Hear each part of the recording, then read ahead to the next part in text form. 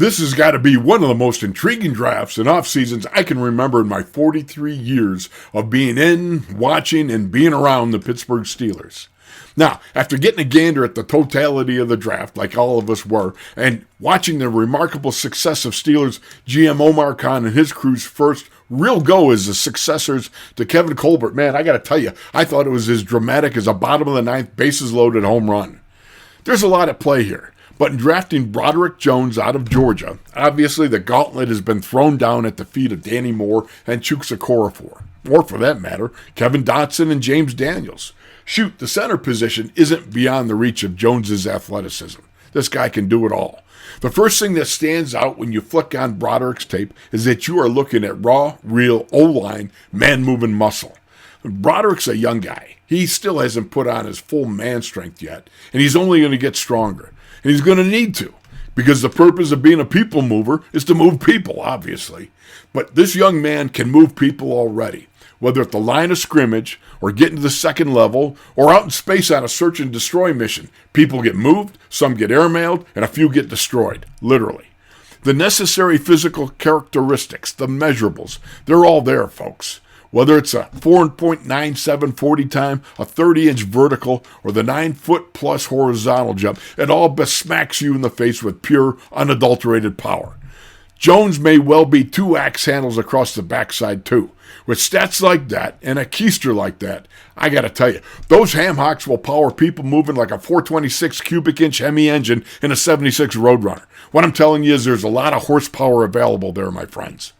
Jones uses all those measurables in a fashion that, as a former offensive lineman myself, it's a crack up a beverage of choice, let the tape run, and don't forget the chips or the salsa. He's just plain fun to watch. And while indulging myself in said chips and salsa, here's a few thoughts that poured out of my gourd. Number 1, he's moldable. Jones was a full-time starter in only 1 year at Georgia. Now, he's played in more games, obviously, but as a full-time starter, just 1 year, which says more about the depth of talent in Georgia football than anything else. But it also tells you he's young, hasn't ingrained a lot of bad habits, and his upside is huge, even while his present ability is already starter capable. He's just waiting to be taught and unleashed. Number 2, he's not dinged up from playing all 4 years. Some guys leave their best battles in the college years. It's the Philly fighter syndrome. Look, I had a boxing gym for years. One of the hardest things in the amateur ranks was competing with the Philly fighters.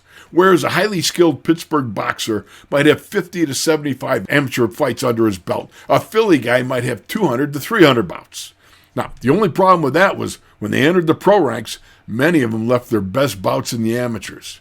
And I got number 3 here, getting biblical with you here. Proverbs 27:17, iron sharpens iron. He's had, that being Jones, has had to compete with some pretty extraordinary teammates just to get on the field. There's no better way to keep the sword sharp and improve as a player than to be challenged each and every day you step out to compete on the practice field. Georgia runs their first teamers on offense against their first teamers on defense. Not everybody does that. But this means that Broderick has been engaging in close quarter combat with the likes of fellow first-round picks like Jordan Davis from last year or Jalen Carter and Nolan Smith, both first-rounders this year. When you have competition like that on a daily basis, the sword's going to get sharpened, believe you me. No better example could I give to you than when undrafted free agent defensive end Keith Willis came along and challenged young gun and new offensive tackle starter Tunch Ilkin back in the 80s daily in practice. They went at it 3 times a week for nearly a decade. But when the dust settled on their careers, Keith emerged as the new Steelers sack king, and Tunch was one of the 33 all-time great Steelers, Hall of Honor recipient, and 2 times Pro Bowler. Yes, iron sharpens iron. With the likes of T.J. Watt and Alex Highsmith, Cam Hayward and Larry O, Jones will continue to be challenged, you can be sure. Number 4, Jones didn't give up a sack all last year, and he doesn't even know how to punch yet. Or he prefers not to. He's a close quarter combat guy who has great phone booth skills, but he doesn't engage with the long-range punching, preferring, it appears, to catch the rusher and then mangulate or stand-up grapple with him. Just watching him short set, or as we called it, jump set a guy, makes me think, along with his quickness and ability to run, that he could play the guard position as well. No doubt about it. Number 5, he's competitive. This young buck already has a fine sense of blocking into the echo of the whistle. One area of today's football that seems to be going the way of leisure suits and cassette tapes is blocking to the whistle. Look, it takes extreme desire to block and keep on blocking until the whistle. And sometimes it's just about finding someone to hit. There's no standing around with Jones. Physical and driven to finish, Broderick makes some defensive players that he's engaged in mortal combat with look like they want to tap out rather than continue in their personal battle with him. The areas of concern with me, though, is how he will handle the vertical set, where the tackle sets back more as they do in the pros versus the jump set. It's a little bit different. It's like the difference between fighting in the aforementioned phone booth versus battling it out in a parking lot. Proper step slide footwork, not kick stepping, is of the utmost importance here. The pro pass rushers, they know how to exploit the open spaces and arc run, and both inside and out. You got to have the proper footwork to combat that.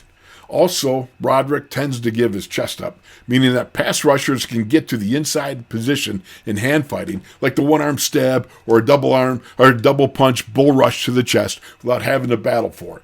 Now, if you let a TJ Watt or Alex Highsmith do that, it's a setup for spins and getting your hands trapped. I'm sure one good one-arm stab from Cam Hayward is going to let Jones know he's not in Kansas anymore, Toto. But then he's got to learn, and he will, learn the inside hand fighting techniques. But those are all down the road, techniques that will need to be addressed in the future. I have no doubts about whether he's up for the challenge. It's that Georgia mindset. Even now, I'm already looking forward to the one-on-one pass pros at St. Vincent. You betcha. See you there.